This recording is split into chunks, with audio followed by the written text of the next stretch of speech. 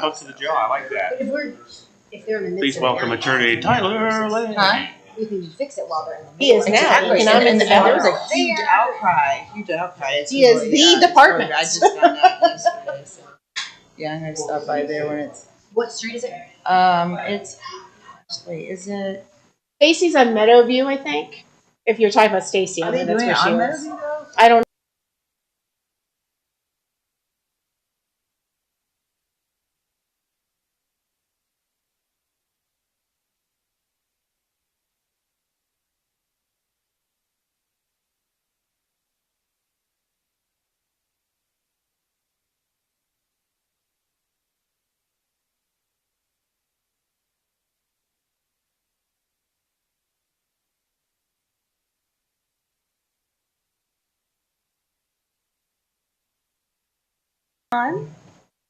What's the passcode, please?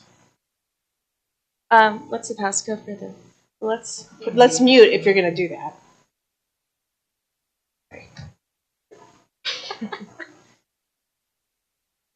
You ready, Michelle? Yes. Can you unmute us? Yes. Are you unmuted? We are unmuted now. Welcome, everyone. Today is Monday, June 13th, 2022. We're here for a special meeting with the Orange Township Board of Trustees. I'll call this meeting to order. Ms. Kraft, if you could please call roll. Mr. Grumbles, Here. Ms. Knapp, Mrs. Faust. Here. Please stand and join me in the Pledge of Allegiance. I pledge allegiance to the flag of the United States of America and to the republic for which it stands, one nation, under God, indivisible, with liberty and justice for all.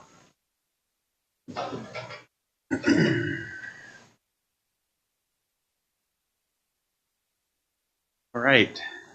So I guess, Ms. Kraft, you want to take over from Sure. here and introduce the topic? Thanks for finding time to meet on this topic. Today we're here to talk about financing our road improvements. You've had a couple of different emails on this, but if I could just give a quick summary. And I'm kind of going through my old emails here to provide such a quick the summary. So we did an analysis and about what our projected road project costs are, and including road resurfacing. And if we look across the next 4 years, from 2023 to 2026, we've got approximately $14 to $15 million in road expenses coming up. And our current levy at a half mills brings in about $700,000 a year. So you can see that's a significant shortfall. Some of those projects include, if we want to continue with road resurfacing, which we're doing at around $1.1 million a year. Road cracks and pavement repair at about $100,000. Bale Canyon Phase 1 is about $4 million, correct, Silas, or $3 million? Hopefully closer to 3. Okay. Phase 2 at $4 million. Phase 3 at $4 million. Shanahan Road preliminary estimate is about $4 million. That would start in about 2025. Plum Road, very preliminary estimate of around $2 million starting in 25 or 26. West Orange Road, preliminary estimate of about $3.5 million starting in 25 or 26, as well as the Orange Road Underpass, which we would have to pay, I'm guessing, around $4 to $6 million for our share, our piece of that. That would not be probably till 27 or 28. So by then, hopefully some of the other economic measures we have that are in the works will be able to help fund some of that. As a reminder, we do have some TIFs in the works. I guess that's tough to say, but including the TIF that is going in place right now with Schottenstein over off Rail Timbers. My projection is that won't generate revenue until about 2024 or 25, just because we won't activate that TIF till the construction is completed. I'm guessing the construction will be completed late 23-ish. Does that sound reasonable, Robin? Okay, so late 23. So if we were to activate it by 23, we wouldn't get any revenue on that until 24. My guess is it'll be closer to 24 when it's activated, which means we won't get revenue from that till 25. That revenue is projected to be great. It's projected to be about 14 million. So that would easily fund a lot of our road projects. Unfortunately, the timing doesn't, we need the cash before that TIF comes through. So that's what today's discussion's about. Real quickly, so that 14 million, is that in one fell swoop? No. Or is that over 10 years. Over 10 years. 1.4 million a year is what it's projecting right now. And if with schools, as part of our discussion after today's meeting, I wanted to wait until after today's meeting. If they have a list of items they're looking to accomplish through a TIF, it could extend this to 20 years. I think indirectly there's been discussion that that's desirable. There's some projects they want to get done, which would push that over the 30 million, right at the $30 million mark, I think was the projection. Again, over 20 years. Correct. So we'll see how that goes. So we have a couple options. We have our roads levy expired last year, which means it finishes collecting this year. And it's at half mills. It is not eligible for rollback. The parks levy is eligible for rollback, which will be discussed later. So we have the current half mills levy. We can elect to increase that either this year or next year. We can ask the taxpayers to approve a just totally separate capital improvement levy, probably this year or next year. We can issue bonds, which is what today's discussion's about. We can utilize our TIF revenue to cover some of these projects, but once again, the timing, we could do nothing until that TIF revenue comes in, which isn't great because literally Bale Canyon is falling apart, right? And, we can continue to get additional grants or funds from Delaware County, which we are actively working, but it's just going to be a small percentage of what we're doing. And we can do only the capital projects and take the funds from general for any other roads that road needs that need to happen, or we can do nothing. So those are kind of the options that I threw out to you guys. So are there any questions on kind of or Silas, do you have anything to add kind of on the state of our road financing right now? I think that was a very good summary of everything that's kind of in the pipeline for the next 3, 5, 7, 10 years. Okay. Any questions, trustees? How much money do we have right now? I knew someone was going to ask that, and I just printed the reports. Right now for roads, we have an unencumbered balance for this year of $2.4 million. So we haven't written any checks for road resurfacing yet, which is about 1.2 million, correct, Silas? Just about, well, 1.4 if you want to roll in the high meadows work. 300,000 left. Yeah, I mean, we still have a couple $100,000 in. Let me look at my 800K. Well, there'll be more if we look at our gas tax fund. Gas taxes right now at about 400,000, and our permissive motor vehicle tax, which we're using for something this year. What are we using the permissive motor vehicle tax for? It's being rolled in with some of the road improvement work Okay. to cover some of the extra expenses that were picked up this year. Okay, that's at 700,000. So we've got. So if we look at kind of across the funds right now, we're sitting at about $3.5 million. If we go back to the forecast that I had provided you guys earlier in the year, let me go back to it. Our roads forecast. It looked like the shortfall was going to start happening once we kicked off Bale Canyon. Without any action, the shortfall happens. I mean, across all our roads funds, which is permissive motor vehicle tax, gas tax, road levy, and license tax, we would be in the red towards the end of next year. So there's about 1.3 in new revenue. Yeah, I'm trying to find that report. I'm sorry. Like I said, That's okay. we unfortunately, and we've got Mike on the phone from Bradley Payne, which is a municipal bond advisor, and he was going to be here to lead some of this discussion. But right now, yeah, like I said, it looks like by the end of 2024, with all our revenue projections as well as our expense projections, we will be in the red at the end of 2024 by $2.6 million. We'll end 2023 at $211,000 in the black. So that doesn't give you much for contingency. And you said it's $14 million. Yeah, about when because I just had done a projection through 2025, and that doesn't include all of phase 3, Vale Canyon. It doesn't include all of Shanahan Road. It doesn't include Plum. So when I look at all that across there, you're looking at about $15 million in projects across 4 years. That about right?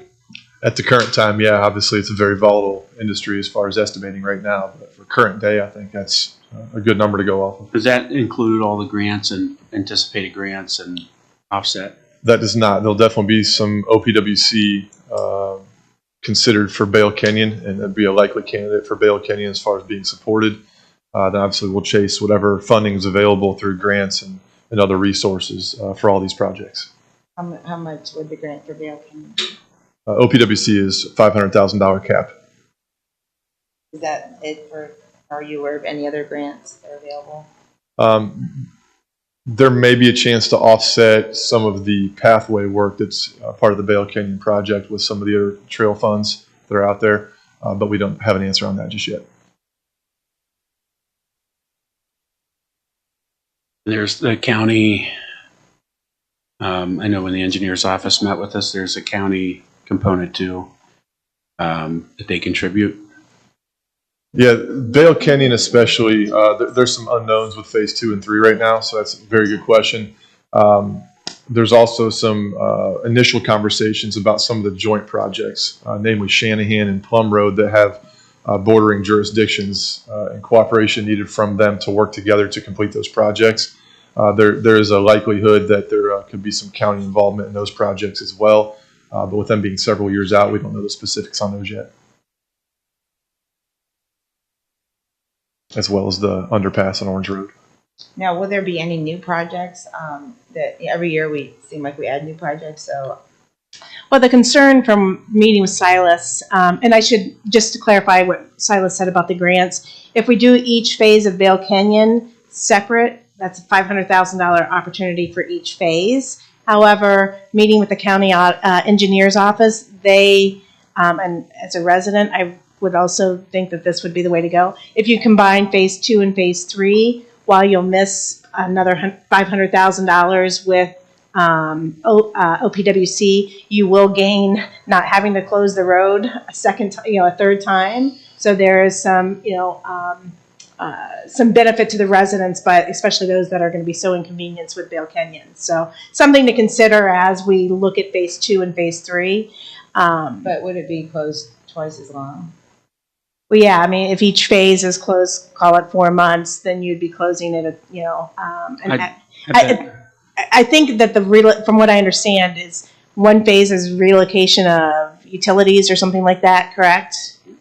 That's what we're currently waiting on for Yeah. phase 1. So once we Okay. do tree removal, then it's utility relocation, then the actual construction. So if we put 2 and 3 together, how would that work as far as the length of time? Does it extend it much? Definitely extended enough to get the project done, but like you're dead on, it would definitely eliminate the multiple closures and make it. There's a convenience factor for But going that route. would it double the length of time that it was closed? I don't have an We answer know to that. yet. I Yeah. don't foresee that happening. I mean, and maybe Well, they Eric can't is. start construction until they've finished the right of way and the utility relocation. So all that would seem to have to occur separately, Yeah. right? I think I would think Trustee it would double Faust it. might be able to comment on this, but just thinking logically about it, 4 months per phase, there's a component of that that's startup, moving equipment, getting things settled, and then cleaning up on the back end, et cetera. So if they're all there just doing it in one continuous effort, I don't. But some I of it wouldn't. has to be done separately. Like Yeah. you have to prep it. It's like trying to put a roof on when you're trying to Don't dig a have framing basement. and- yeah, yeah. or dig a basement, even worse. So yeah, when we get phase 1 done, then we can, that's where I'm sure Silas will continue his meetings with the engineers to figure out the pros and cons of 2 and 3 together versus separate, and then we can bring the cost component into both of Yeah, I'd like those. to know because also you have many delays with like equipment and I agree. and stuff, and Yep. then next thing you know, it's closed for. I'd almost be favored. I'd be more interested too in the money side. Yeah, and then we'll know all that Yeah. once we get through phase one. versus so. having to come and go and the fuel for transporting all that big heavy equipment. And if And we can phase just have it all one there. is just up through those condos, correct? Yeah, it Is ends the just complete north of the project, all, like, it's really, utility relocation, it's literally that part will be completed. 100% complete, 100% yes. done. Yeah, and to Ms. Kraft's point, it is, phase 2 and 3 is not something we spend a ton of time on at this point. We're just trying to make sure we have enough funding to prepare for the phase 1 bids. And without knowing what the financial forecast is going to be for 2 and 3, we haven't spent much time on the scheduling and the logistics of that yet, knowing it's a ways out. So we're just trying to prepare for what we can right now, and then we'll spend a lot of time vetting the best possible options to present to the board for 2 and 3. So if we borrowed with these bonds, then we'll end up paying them over how many years?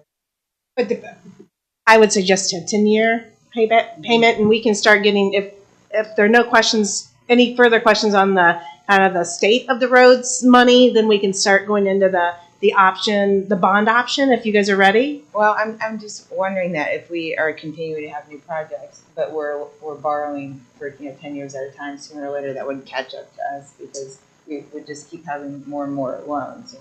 I get that, but other than road resurfacing, our roads are getting much older, so that cost is probably going to go up.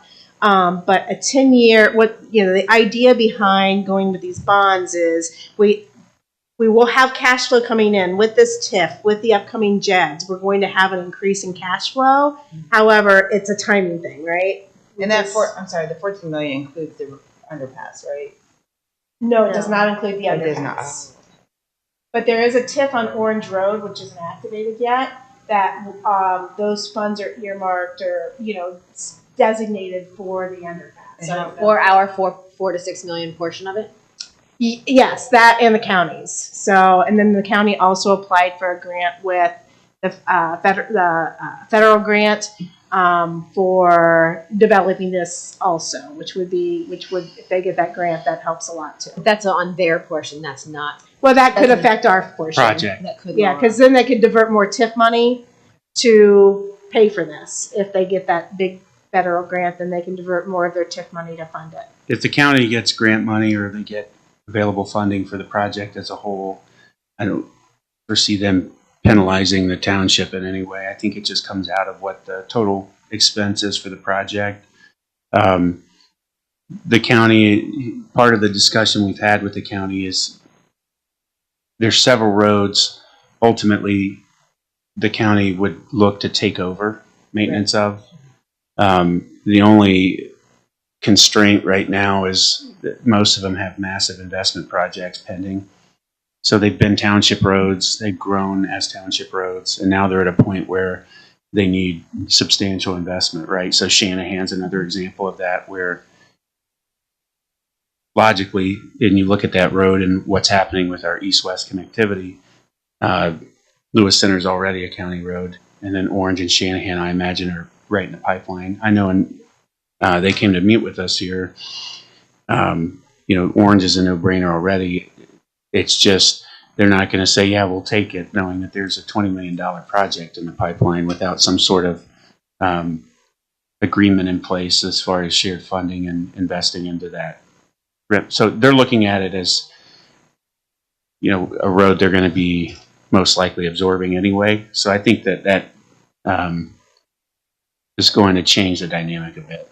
Same with Shanahan. They've helped meet with Berlin. I said Berlin. I was corrected, but it's Berlin. So they've met with Berlin and us, and there's been some good dialogue there about how we can collectively partner to get that road widened and fixed. And then I think previously there was discussion on Shanahan about it going all the way to South Old State, and they've since revised that.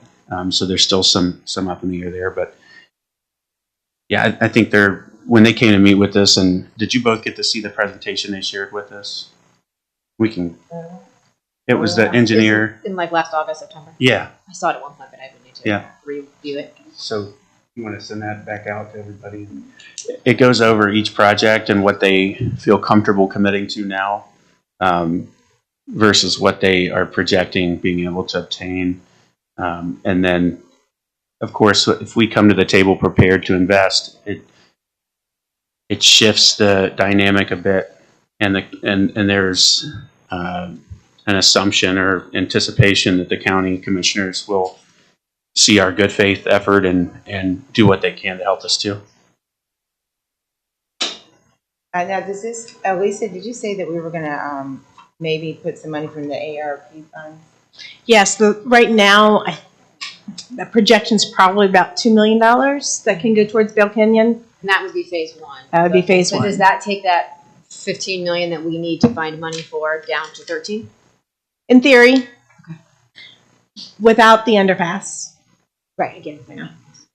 Yeah, underpass, from what we're hearing from the county, is 27 and beyond. So 2027 yeah, at an earliest. So to start that point. Yeah, I so mean, that. all these roads definitely need to be done. Yep. So I just provided you guys that summary, kind of where, just to show you where it goes red. Thank you. Yeah, just as a Good information. reminder. I Yep. love having the data to look at this and to keep. One thing to keep in mind too, for the board and the team here, is this long-awaited, long-planned project somewhere in the township or neighboring townships to have a 71 interchange put in. I know there's been some pushback from residents as far as the specific location. I have my own opinions there too, as far as where it would make sense to put it. I know the county, I know that the state and several other entities have planned the big Walnut Interchange, as they call it. And I've looked at other north and south and had conversations about that were preliminary, I guess. But they're pretty fixated on that big Walnut area right now. That's going to change the dynamic for our roads and our travel and what we're seeing substantially. If you look at Bale Canyon, everything essentially in that part of the township, Bale Canyon especially, which is I say barely a 2-lane road now because there's just no There's no shoulders. shoulder. You can see where the guardrails are consistently hit. And there's also erosion that's happening, making it very difficult to shore up that road and make small repairs. Are typically bigger than a normal issue, just with the stability concerns there. But we've also increased access to Polaris through East Powell. So you're going to have in Gemini area. So we're continuing to put pressure on our infrastructure, and it's just a matter of time before it gives in, and we have to make some difficult decisions. Of course, the county has Lewis Center Road and Powell, so that's good from our financial standpoint. But the other main roads, as they get more volume and more congestion and use, I think the county will transition some of those over in time. But again, it's going to have to be a shared investment to get that to happen. But it'll change the traffic dynamic and balance it out a little bit. So where we see a lot of pressure now, it'll lighten up. We'll move a little bit over. But I think overall it'll be beneficial to get these roads improved, and hopefully one of the first times we've done something more proactive here. With getting it done, typically communities have to wait because of funding. If we can move proactive, it'd be a huge benefit. Well, it's hard too because the county, encourages so much growth, and then we end up taking the brunt of that. Yeah. Being a southern township, where everyone comes through our township and uses our roads and pretty much destroys them. And then I feel like Leaves us with the bill. yeah, exactly. We deserve more. I And really those worry about discussions the are going to 71. continue. We're not. Those meetings with the county, the engineer's office, and we met with the administrator of the county. So we'll continue to. I know she's brought it up, I believe, to the commissioners at this point. So those discussions are going to continue. So. And I know the engineer's office did too. They're speaking to the commissioners. I've talked to two of the commissioners about it. It's just I really view the 71 interchange, because the state got involved in that and have invested in moving property somewhere around that area. I imagine there's going to be an interchange put in, and even though they've stated it's predominantly residential, it's not going to prohibit commercial traffic, if you will. I just think that's really going to change the flow. And if we can get on top, get ahead of that, it's going to be a huge benefit to all Do we of have us. any guesstimate on timing of that? They keep pushing it back. 10 years. So, 10 years. yeah, it keeps moving back out. Well, and a But lot of times you improve roads and then, within a few years of them improving, they're back down to a level of service F because everyone takes those roads. So that's right. it's, It's a cycle. it's a cycle and more people move here and So, any questions then on the numbers themselves, or kind of the state of our finances when it comes to roads? Okay. Well, then, if you guys are ready, then I'm going to introduce Mike, and then we have Tyler Lane here from Delaware County Economic Development. So, if I could, we've got Mike via Zoom. Unfortunately, he is under the weather and keeping his germs at home. So and why these Tyler and Mike are here are to talk about options as far as answer any questions as far as what would it mean if we ended up financing this via a bond issuance, and what kind of our options are for that, as well as he just sent this morning a financing analysis that I think is going to be very helpful for this discussion. So I'll turn it over to you, gentlemen.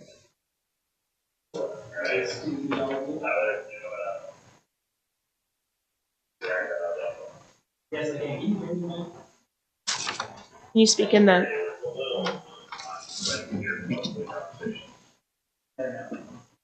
Is that on? Yeah, I mean, it would have to be this microphone. Okay. Oh, okay. Yeah, both. The DJ-esque microphone that's in front of me. And so I will be going over more generalities. We have partnered, the DCFA has partnered with Bradley Payne on services. There are advisors who have more technical financial information, but it will be used anyways. I will be your guy on that. To give you kind of a brief overview of the bond fund, I think there's been some confusion with it from its inception. I don't know where it's at. So about last year, the Finance Authority with help of Delaware County Treasurer to create the Delaware County Finance Authority's Bond Fund program. It is a program run by and administered by the Finance Authority. In its inception, the Delaware County Treasurer wanted to help out, get it off the ground, and offered potential lower interest rates to initial entities who wanted to go through bond financing. Currently, due to market rate changes, the Treasurer is not currently offering that. It could in the future, just due to the vast difference between what the market looks like today and what it looked like last year. He's currently not a part of it. So currently, though, it is a program run by the Finance Authority with help from Bradley Payne here and the tax law. It is a service in which the Finance Authority issues the bond for a public. Finance Authority is the bond issuer. They issue the bond. There is a trustee bank, Huntington, who holds on to the proceeds, and through this program, Bradley Payne helps market out whatever the bond issuance is to different entities, banks, Morgan Chase have to purchase the bonds for, and later use the purchase. We want the Morgan Chase off those bonds. There are a number of years, 5, 10, 15, to have the bond issuance go out as the term of years and interest rate goes up.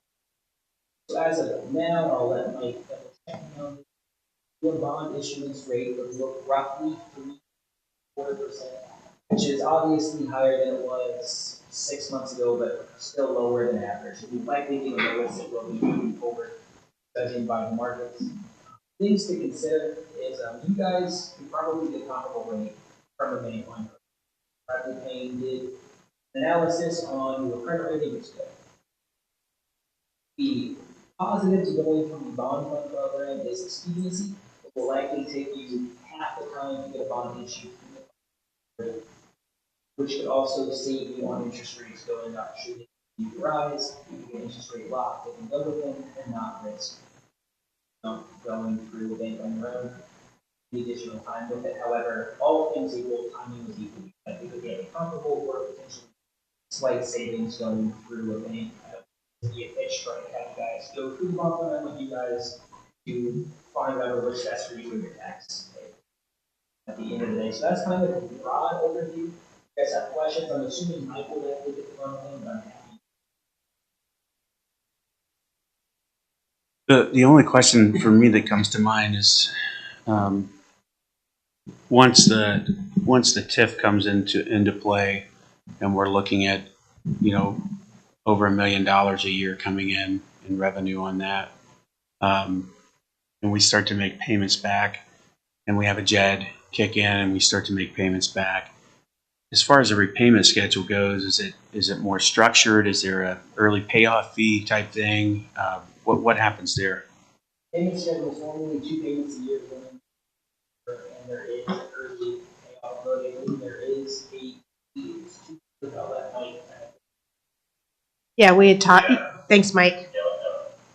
I'll jump in here for a second. So there's options in a case like this when, we're expecting, revenue to be coming in 3-4 years down the road, but we need the money now. So obviously we need to work on how do we optimally structure these bonds. We don't want to push all the payments off to the end because then you're typically paying a higher interest rate and that increases the cost. But what we can do is when we're placing these bonds, and that's either if it is through on your own supply either scenario, we can work with that, the investor, the buyer, and have a call structure. So what that means is 2 or 3 years later, we have the bonds callable. What that gives us the flexibility is when the revenue starts coming in, say from the that we can look at then refunding those bonds at a later point in time and we're paying them down at a faster pace. It just gets into negotiating with that actual that buyer at the end. So there's options. So we can structure where it's lower payment the first few years. The revenue's coming on later. We can then call those bonds, or we can have them have a early or turbo and sometimes that causes the rate, but Kind of as I sit here, there's an interest rate risk right now, right? So this week the Fed is meeting to decide if interest rates are going to go up. So rates could move a half point this week. So there's a risk of waiting till we need the money, which is 24. We need to buy. If it's not now, then it's a year from now that we're going through this process. So how much higher will the rates be, and what does that increase cost for borrowing if we elect to go that way versus going to the taxpayers for more money, versus moving forward now, taking a piece or all of what we need. And I'm not proposing we ask for 15 million. The number kind of for me is around 5 million to kind of get us across that hump until the TIF revenue's here. So the question is, do we do that? One of the questions would be, if you elect to go this direction, do you do it now and then we invest that money once again? Sorry for my humor. But anyway, I like that. There's nothing, and correct me if I'm wrong here, but there's nothing saying that if we issue a $5 million bond and find out that's insufficient, we can issue another bond. You can always go back for more, Correct. Which is kind of, Mike, if we could walk through, we're on slide 2. Do you mind walking through this? Let's take one step back. So Tyler mentioned we could do this if we want to go this direction through the DCFA, through their bond fund. For the DCFA to be a rated bond fund, they need to do 10 transactions, and they've done 3 so far, all with Liberty Township. So this would be an unrated transaction, or if but we could get it done in 30 days. So there's a value for ease and simplicity of using the DCFA because they have established processes, they know what they're doing, much shorter time frame from start to finish versus us going it by ourselves, me, and working with a municipal advisor as well as legal counsel to get this done. And we don't have to get a rating still, according to my discussion with Mike. But right now, here's kind of what the numbers look like. So, Mike, I'll tee it over to you again. yeah, no, definitely. Thank you. So if timing and all things considered, what's on slide 2 is what we think roughly the interest rates would be in this environment, either issuing through the bond fund or on your own. And honestly, we think it's very close that you both, either case, would get around the same interest rate. What drives up potentially making the bond fund a little more expensive is there are certain requirements to go through the bond fund, such as a debt service reserve fund. And that's just per how bond funds are set up in the state of Ohio. Every deal that goes through a bond fund is required to have a 10% debt service reserve fund. That deposit comes out of the proceeds of the bonds initially, and then comes back and pays basically the last maturity of the bond. So you get that money back, but you're paying for it up front, which then drives up the cost a little bit. And sort of that's what the main differential is here between the two options. However, as a couple people pointed out, what's not shown here is the timing of going the bond fund route is going to be much more streamlined and faster. Probably 30 to 45 days versus a 90-day probably turnaround on your own. Because on your own, excuse me, I am under the weather. I've been coughing all morning, so if I go into a coughing, well, I will mute. But going through the bond fund has the foreign documents, has legal counsel, has us as the advisor. We pretty much package this and market it. We have a placement agent involved. All of that's ready and set up to go. Versus if you go through on your own, you have to have your own legal counsel, draft some of the bond documents. You may need the help of a municipal advisor, such as us, to help market and or a placement agent as well. So there's more parties involved that you guys have to go out on your own and actively work with. And like Tyler said, this isn't a pitch to use the bond fund. This is just to show you there are options out there. You can issue your own debt. You can go through the bond fund. Here's what they both look like. We don't have a crystal ball, so, it's hard to tell. These are our best guesstimates right now. Rates, the market has been very choppy. Spreads are all over the place. Rates have risen drastically since the beginning of the year. So right now, you're looking at what we think as the best guess estimate based on what we know today.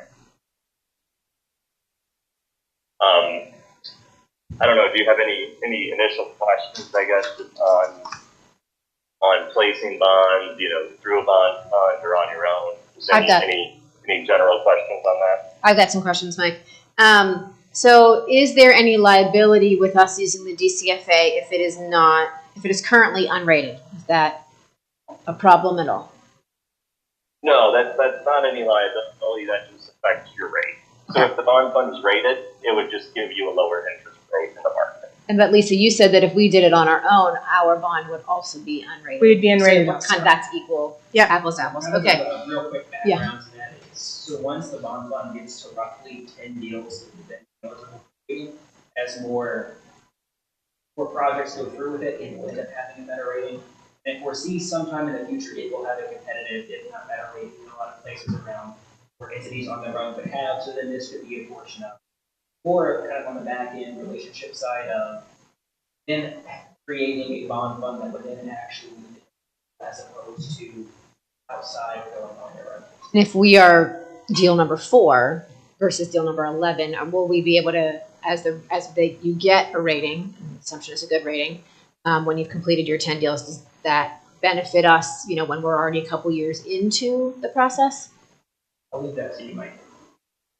So the rating would benefit you on any new issuance. It would not benefit you on the existing bonds. What it would do if bonds were, say you did 10, 15-year bonds, and then the bond fund got rated, you could refund your existing bonds that you had in the bond fund. Since they'd be a non-rated going to, say an A- rated, there would be a pretty big differential there in what we get in the market. So it's more, the benefit would be obviously on new issuances, you'd receive the bond fund credit rating, but on your existing issuances, you would probably have the opportunity to refund at a lower interest cost your existing debt. Okay.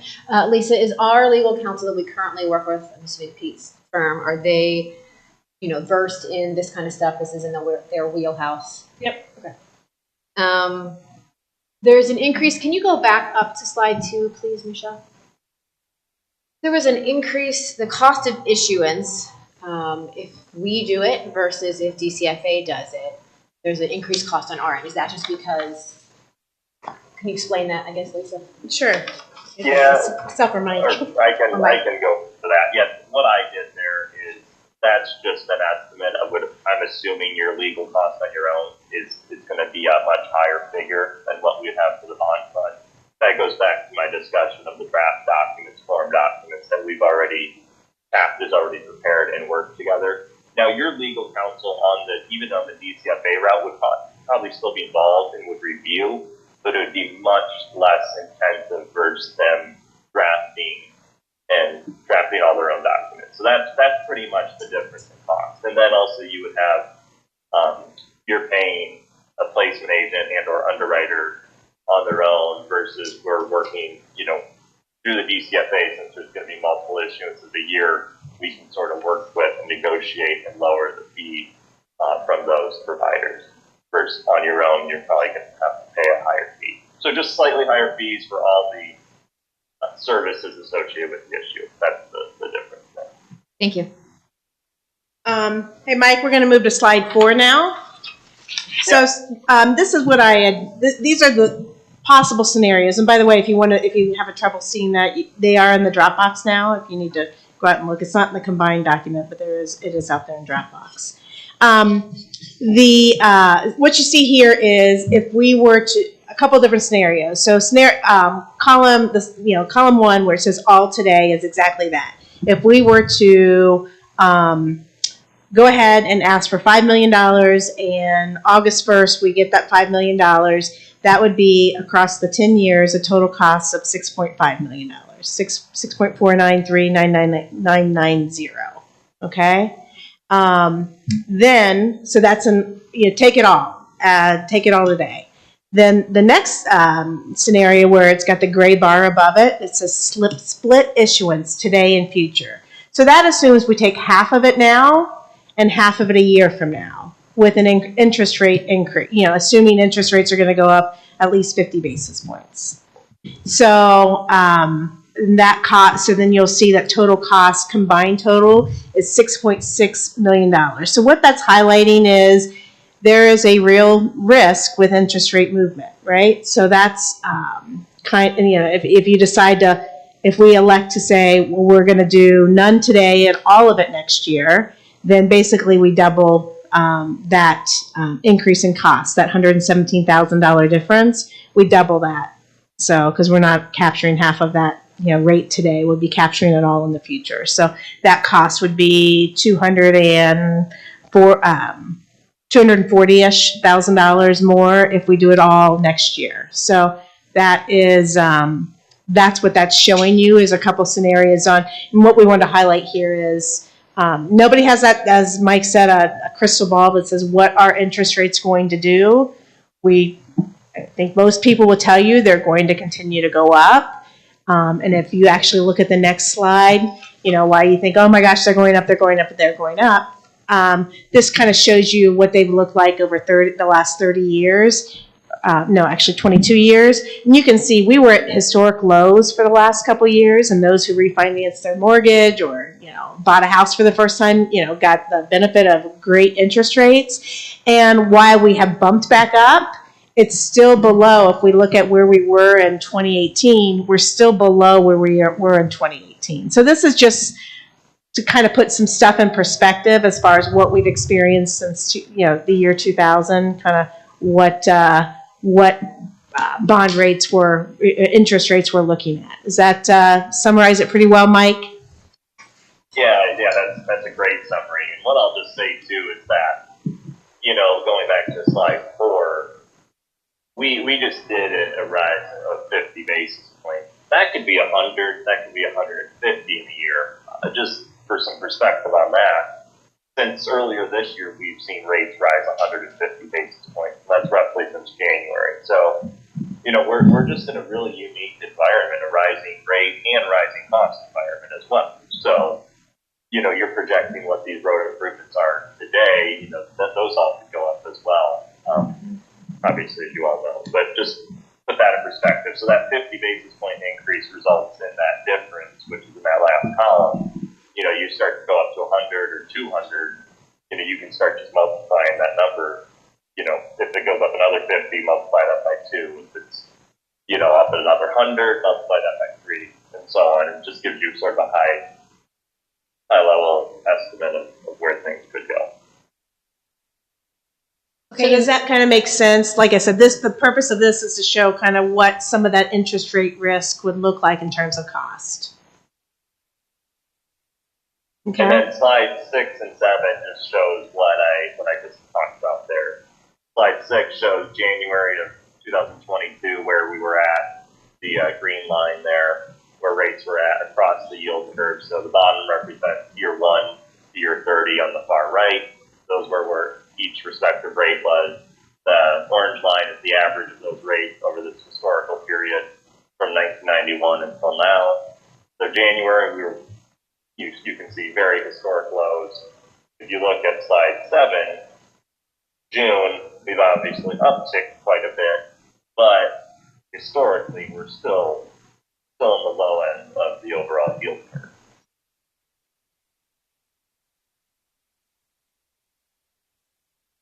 Okay, can you go back to slide 4 again? Please. Okay. This is not in my wheelhouse, so I'm learning lots here, so that's really great. So explain to me in layman's term that last row, annual debt service. So is that every year we are at the cost to have this fund?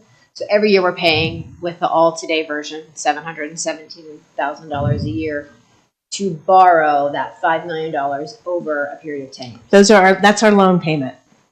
Think about it like a So mortgage. what's the That's our interest? loan payment. So there's principal and interest in a loan payment, right? So do we know what portion of that is our interest in dollars? I understand percentages. Yeah, I mean, All of it? not all of it's not. I mean, that includes an interest component. That's everything. That's your principal and interest per year on average. So if we're borrowing, That'll be a mixture of, you know, principal payment and interest payment. And that's just your average over a 10-year period. This is ran at level debt. so basically we're trying to borrow $5 million over 10 years, right? So $500,000 a year-ish. I know it's not exactly like this with interest and all that, but, and then we're paying 700, we're borrowing 500,000, so we're Borrowing $5 million. 5 million, but over a 10-year period. Yeah, So an average if you're gonna, The cost is $2.16 million or to something. borrow $5 million. But we And have to that's fix the based roads, on the 3.25% interest rate today. right? that's- Which could get That's what's driving it. significantly higher if we don't act sooner rather than later, basically. What's the difference between, this is Lisa, the difference between the par amount of bonds between the township doing it and the county doing it?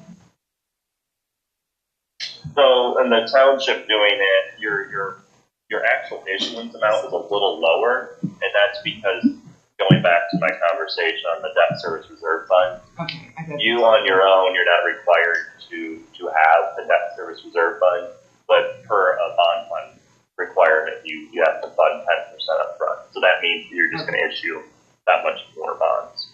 because that shows in 2 different columns, but. Where are you at? Oh, it just shows the difference, the township difference. It shows like the 595 and the 590. Page 2 again.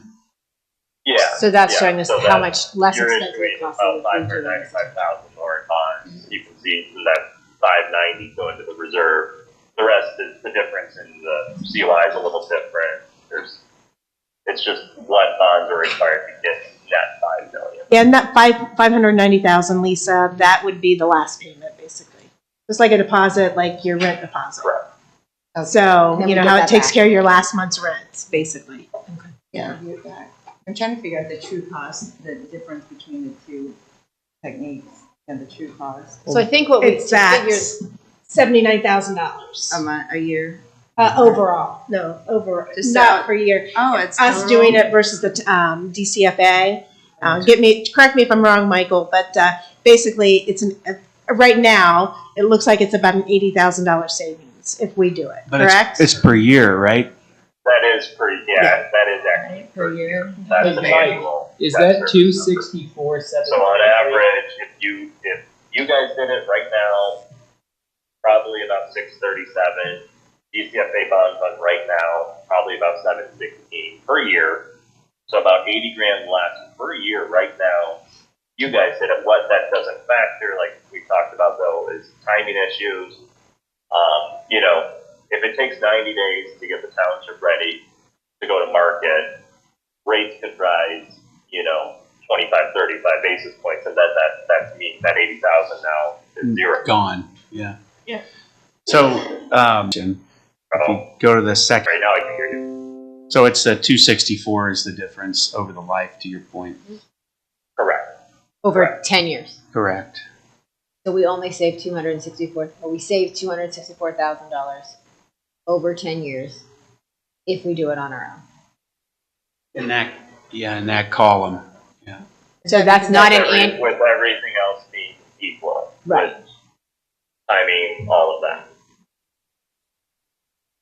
So the average annual debt service, it's not the 80,000 times times 10. 10 times 10. That's not. Well, remember the annual debt service includes principal. Includes that 5.9. Basically, if you take that $800,000, Lisa, that you're in, the 79 times 10, and you back out the 590. Yeah. So you take the principal back out. So then that's why I was saying the important row to focus on is that second to last one, because that's really that 264 would be the difference in a vacuum. That's what I was trying to figure out. Like, But what the gentleman, Michael, is bringing up here is that by the time the township mobilizes, gets all of our ducks in a row to do this, with the pace of the market, if we see the basis point increase that he's projecting, or that we follow that trend line, right? Trend line that's in the other slide. By the time we issue, it's going to be effectively net neutral. So with the county fund and them having everything in place, issuers and the go-to-market strategy, we could lock in there. So it's really a timing hedge, right? So if we want to take that risk, we're not. Lisa Kraft, what do you think of? Take the risk. Yeah, I mean, to mitigate, the challenge is we don't need that money for a year and a half, right? But in a year and a half, we just don't know what that interest rate environment is going to look like. So, Yes, I'm not questioning do we do it now versus do we do it 12 months from now. I'm just questioning do we do it in-house or do we use DCFA to help? no, I think we probably try to go the in-house route. So that's my 2 cents. a lot of times things that townships do on their own, when there's other experts, can end up.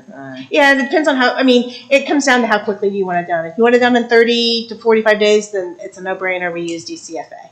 You feel comfortable like handling that, doing all the. I think so, with guidance of Bradley Payne, and between Bradley Payne and Pete, I think we could get it done. I mean, Michael's done $4 billion worth of these deals, so So you're not going blind, you're going with guidance. Oh yeah, I'm not going. I'm not going with that. No. If it's 4.059 billion. Oh, there you go. So he's done a lot of money. So but yeah, this is why DCFA engages Bradley Payne would be the same reason I would. And their fees are wrapped into that 129,000. That's wrapped into the using Bradley. Yep. Okay. That's correct. All that 129 covers all fees. Placement fees, legal fees, our fees, any fee really associated with these bonds. But that number is always a little higher. We typically push it in these very preliminary runs just to, just allow for movement there. Right. Better to go on high than low. How much would we be paying back then per year? It's the number. It depends on what option you go with. If you want to go down to page 4 again. If you went with the take it now option, our payment would be $716,000 a year. Well, page 4, just for everyone's reference, so that shows the DCFA. So 716 would be if it was the bond fund route. This analysis is roughly the same, DCFA or township route, which showing now or later. But Thanks for That's what clarifying. it is. So, you think, somewhere around 700,000. So what's the total interest rate? Is it 7 million?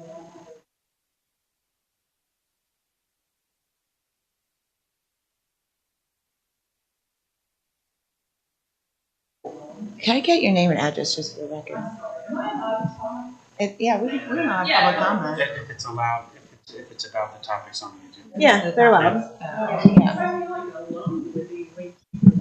What, could you get your name and address? Janet Young, All right, thanks. And your address? 201 Ravine All right, thanks. Hill.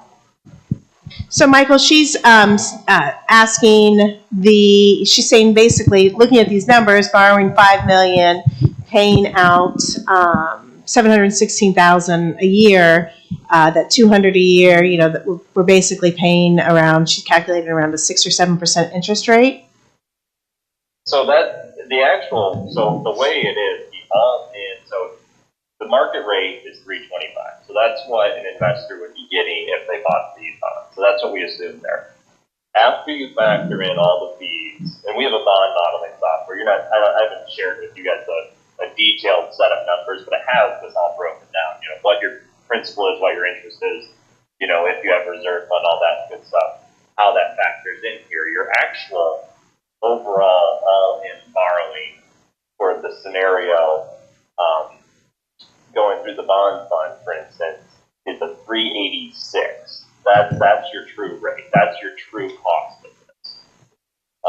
It's not 6 or anything like that. It's the true cost of 386, and that's just the way that's calculated is your debt for a year, the rate, adding on all the costs, and then averaging that out over the weighted average maturity of the bonds. So if these bonds mature in 10 years, that's not actually the maturity.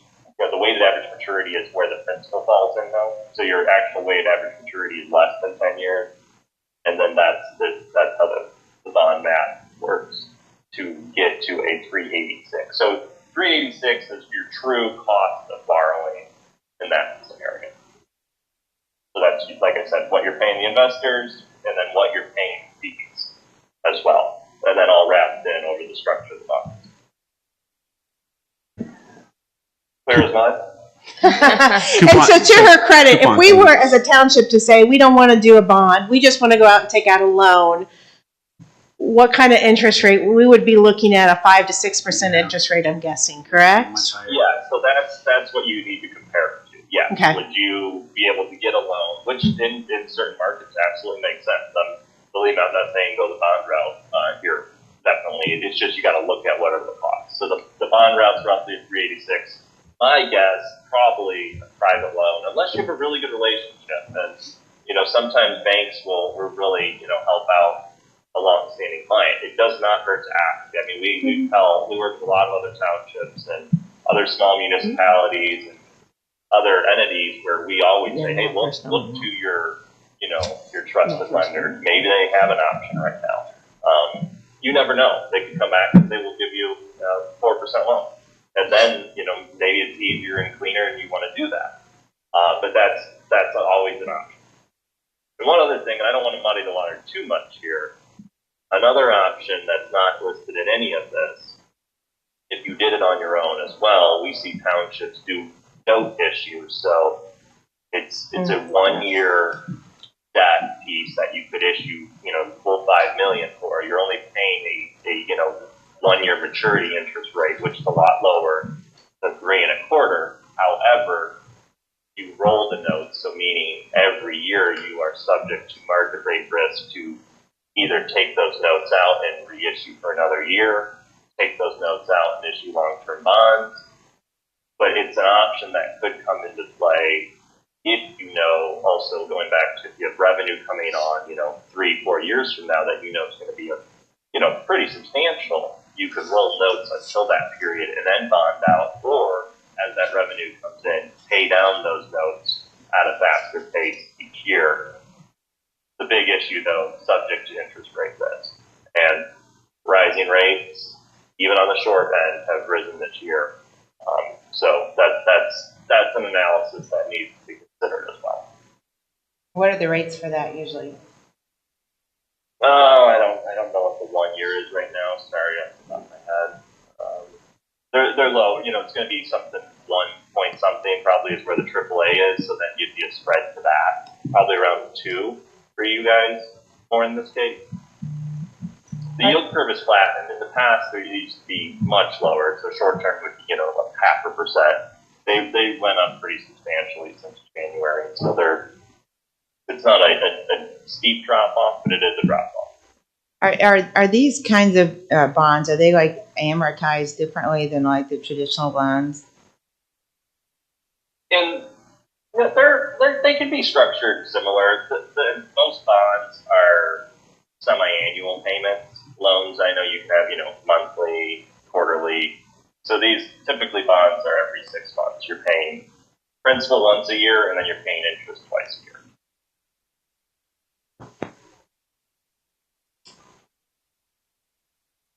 And as far as term, is 10 years our minimum term if we go with a long-term bond, correct? Or could we do a 7-year term or something like that?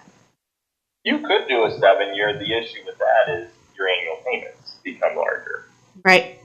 So it really comes back to what can you afford to pay on an annual basis. And you could go longer if your annual payments are lower, but your overall cost is higher. Yep. Since you'd be at a higher interest rate, you know, 15 years versus 10 years per se. And once our TIF and our JED money comes in, then we've got cash to pay these off. What do we do before those funds start coming into our bank accounts? I mean, we can, there's a couple different options you can do. You can secure it against the road levy.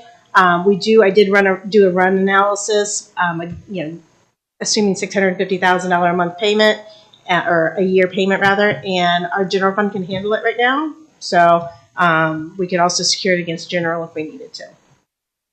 I have a question on the amount. So this bond that we're discussing is $5 million. Mm-hmm. And the $5 million can cover phase 2 of Bell Canyon plus a little more. Right. It'll So cover the remain. yeah. So we'll say the other $3-4 million we need for phase 3. Are we assuming or hoping that the JED TIF funds would help fund the remainder of the Bell Canyon project? Yeah, my hope, you know, the $5 million number, and you guys, this is your choice. But my thought on the $5 million is that gets us over the hump for that TIF money. Okay. Start, Yeah. of which we have to pay back the bond and finance projects. Mm-hmm.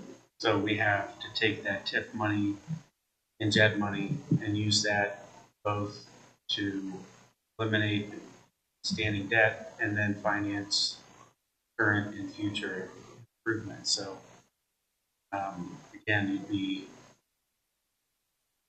the $1.5 million roughly a year. I mean, the other options are you do $2.5 million to get us across with the ARP funds. Would cover most of Bell Canyon phase 1. And then you just do, instead of a $5 million, anticipating 23-24, you do a $2.5 million to cover, you know, the big, you know, most of phase 2, and then we roll the dice and wait to see if we have to run, you know, do another bond for however much, or another financing for however much money you guys is needed for the projects. Hoping that the TIF money has started to come in by then, or JED money.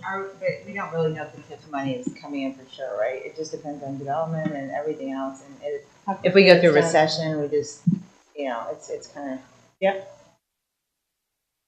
No, I feel like it's. The timing of it, that's the challenge, is the timing of that cash flow versus the timing of the need for the road projects. Yeah, now why, so you said we don't need the money for a year? Is that what you said? Yeah, if you look at this right here, Yeah, right. you see we go red in 2024, assuming no contingency issues. When will we start getting TIF money, did you say? My guess is 24 or 25. Not sooner than that. No, because you wouldn't activate that TIF till the construction is complete. Otherwise, you'd be selling yourself short. Do we have to do something now, or I feel like Well, I mean, everything's phase, so if much in the you, air. in Silas, this is view. I mean, we're hearing from the county engineers meeting that we had a couple weeks ago that something needs to get done. on phase one. But we have 2.5 million, but that's not gonna cover it. That will deplete us. And then he's got to start right away for phase two is estimated at 700,000 For which portion?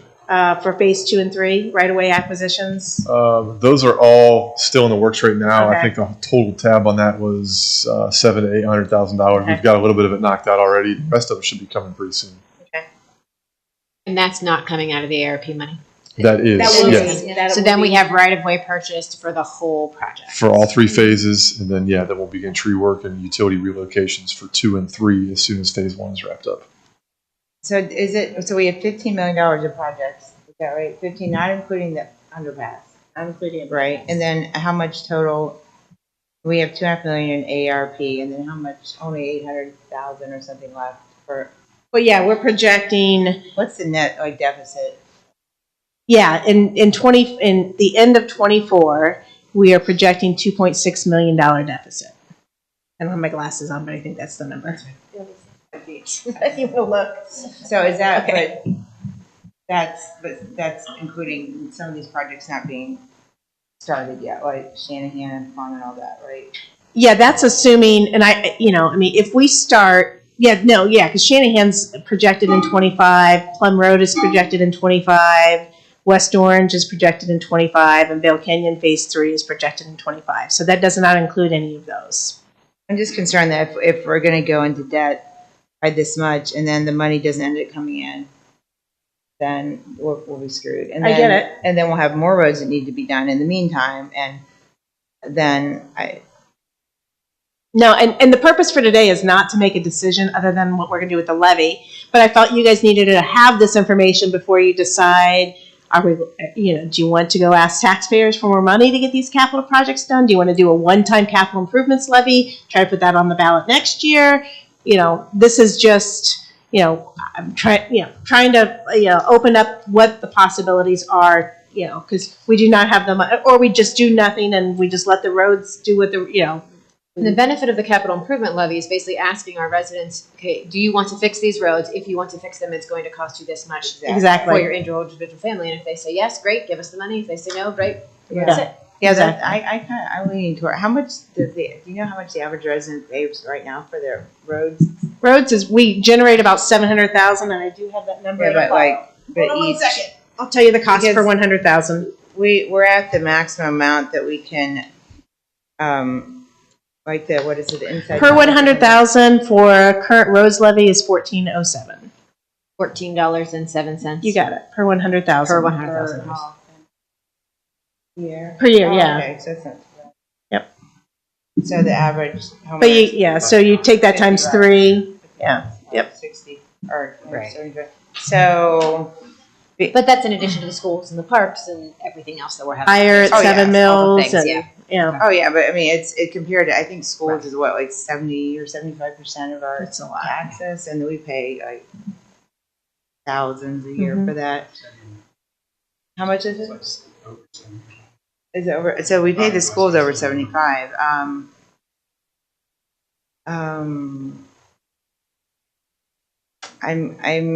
concerned. I'm very concerned about doing something like this because we don't know if we're gonna have the money available, and I feel like it's.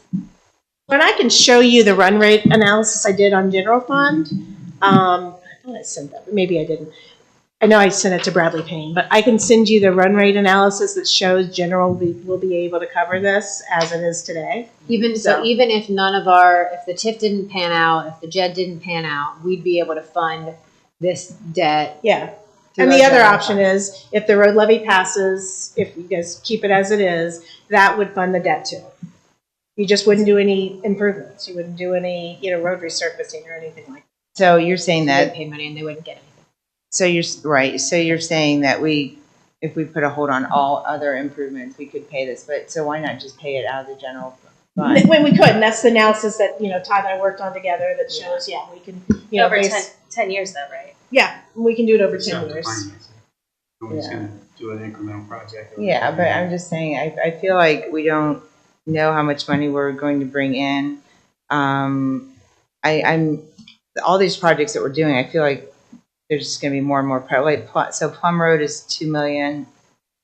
How long is Plum Road, our portion of it? We Not split very- it with a couple other Yeah, townships. it's actually really shared by small. 3 townships actually share that work. Our stretch is very small. But our stretch costs 2 million. It's a preliminary guess. Yeah, very And preliminary. it's years away, but Correct. 3 years away. I'm sorry, what, after Plum, there's something for 3.5 million? That was West the Orange. West Orange, okay. And that's, everything is widening, is that correct? Is that basically for the ish? Not every. They all have different components. Some will include a path, some are widening, some are ditches and drainage, some are right of way acquisition, utility relocation. Could be different components to go into each project. Some are unique, some are not. I'm of the opinion that we should try putting that, when would we put a levy on? That's discussion. Now, or? Yeah, I We mean, do if the we want to capital transition improvement from the levy. bond discussion to the levy discussion, we can. We can do a levy next year. We do a capital improvement levy this year. We could this year, next year, the year. It's just a matter of timing each year. Yeah, and it's just Get on an the expense. ballot. I mean, we pay some election expense anytime we put something on the ballot. So Wait, is I think it- that's about 10 or I'm going off the top of my head. I want to say that's like $10,000 or $12,000. Is that for regular election? Yeah. Regular special is more, I think, okay. Yep. Like So we would 40,000? we could put something up for the roads levy, for the parks levy, which we need to, and then a third. You could do a separate capital And improvements is it 12 road levy grand, if you 10 wanted to 12 to. grand for each question we're asking, basically? Can you put the special improvement or capital improvements levy on for the special next year? Or does it have to be regular? No, it doesn't have to be regular. So we could do it May next year. Why would we not want to do it in November? Just 3 levies. There's a lot. Yeah. But then Greater you chance of someone also, saying no. with special Yeah, levies, you get people out who are, you don't get the traditional voters. And I think the costs are more like 45,000 Yeah, I don't know. Yeah. more, but. I just know from, like I said, I'd be more inclined, I mean, I kind of feel like, we're asking for a lot of money without necessarily resident input, and I don't know if they would see the value in all these projects.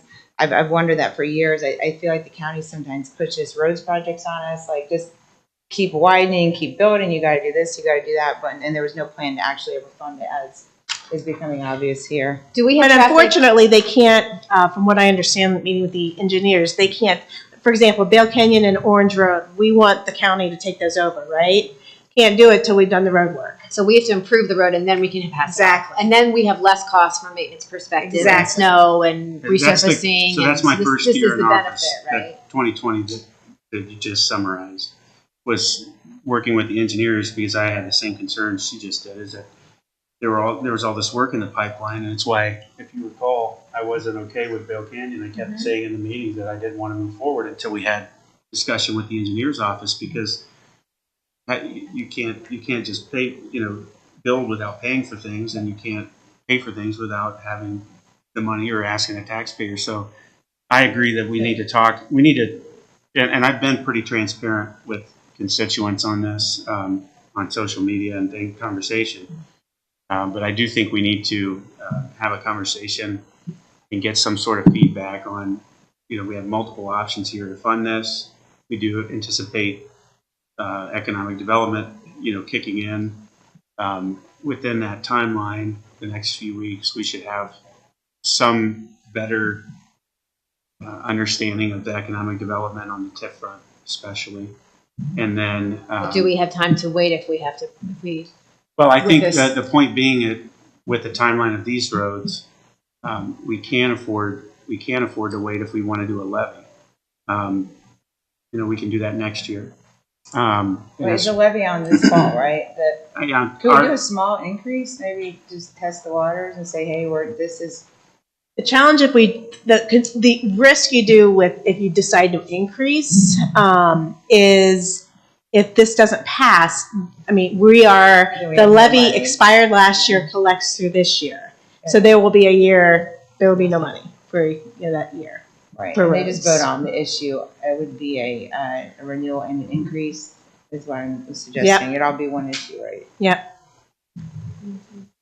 So I think, oh, sorry. so then that would give us time to discuss the capital improvement levy versus bond, to get our economic development shored up and make a more informed decision, as well as talk with residents about their preference, right? What would give us time? If we what? If we wait until we find out what's going on with this TIF, Yeah. And also the JED, right? There's more people calling and asking about that. And then assuming we approve the overlay language after it's fixed, and people want to leverage that and they come in and join the JED, so we're going to continue to grow that. But we have existing people in the township that have expressed interest in joining it. So what does that mean? Is it 100,000 a year? Is it 200 a year? Is it, we need to get some structure around that and see where it puts us. So. Going back to a different question, did the county do traffic impact studies on all these roads that are, I'm assuming they have data saying, yes, these roads are the next ones that are in the pipeline that need to be repaired or updated or whatever? The ones that have been into or preliminary through the engineering process, yes. The ones that are on several years out, probably not yet. Just on their radar, they've passed those on to Shanahan, us. yes. Bill Canyon, yes. Plum, West Orange, not yet. I know Orange Road they've discussed for a while. West Orange? The Orange Road, Just the whole just thing. Orange. Okay. The problem right now is that $20 million project sitting there waiting to happen, and who's going to fund that, right? At the end. So we had some discussion about an IGA, intergovernmental agreement, maybe, different approaches to where, we commit to a solution and then having them take over, but they're not going to even present that to the commissioners until there is a firm commitment from the township to participate in that expense. Why do they want an underpass so badly? They've been pushing for that for years. Why is that? Well, the residents, I live right by it, and I know that it accomplishes several things. The railroad kind of does their own thing. They can do whatever they want that way, and we would not be burdened by it. There's several schools on Orange Road. But the county's been pushing. And The county the is increase in pushing. traffic, I think. The county, that's why the county, but if the county is pushing it, it's because they recognize that it's a major east-west corridor, which Correct. means it should be their road, which means they should pay for all the improvements and they should take it over. Right. That's And kind of then my pay for all the philosophy. improvements. Yeah, that was my philosophy too. That unfortunately, they also get to dictate when they take it over and if they want to, and say no if they, we can Oh, yeah. petition for that. But it's one of those things where we're not going to win the headbutting battle there. Well, the county has a lot of money.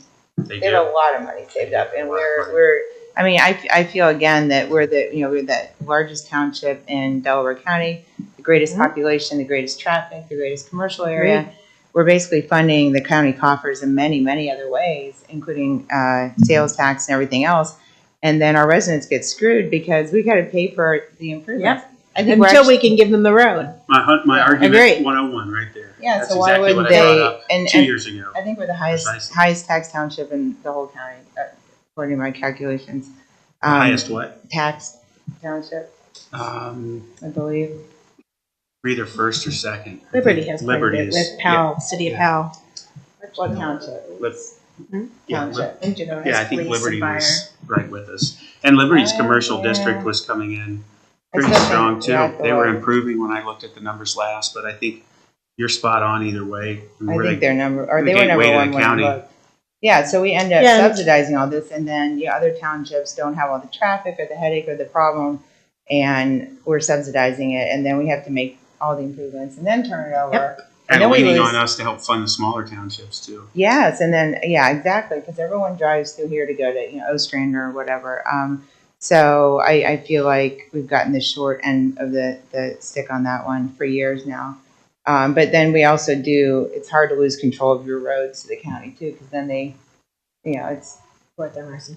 yeah, exactly, and then they can pretty much do whatever they want. And I think we need to check with the residents to see if they really want 1 to 2 years of roads shut down for a railroad crossing. That it's a huge inconvenience to sit there and wait, and it happens all the time because I'm from the wrong side of the tracks and get stuck all the time on the way here. Unlike you other two, but and I forget, but it's a big pain and it's hard, but I can't imagine. It's hard enough to have it for 1 day or 2 weeks. Everyone freaks out in different ways. 2 years, I think the Talked to some county is residents fighting this past that. week. So, I mean, from I our wanna make sure that discussions. I think at And I some think, point, and remember, we're at least 3 years away from even beginning engineering drawings on that, but I that's believe. true. But once it starts, you know how it works. We've already spent $2 million doing drawings. Now we got to, move forward. Or this is a waste of money. So I think at some point we need to talk to the residents about or that's something they really want if they understand. Yep. 'Cause it sounds great, but Costs. there's no underpass unicorn. And I don't have those, once again, those Is numbers it? aren't part of my forecast, so. And Yeah. we were closed, that was closed last summer. We could cross the tracks, but we really couldn't get anywhere because of Oh, the yeah. widening, which was, Yeah. it's great now that it's done, but how Here inconvenient in was Orange? that? Yeah, once you cross the tracks on the west side of the track. Oh, that's right. So we all lived through that very recently. Yep. So, Yeah, I talked to Agreed. some of the residents in our neighborhood and shared like an 18-month best case kind of timeline. Yeah, people don't understand it, and plus Yeah. working the railroad is hard. And plus, they're not very attractive. They're kind of ugly.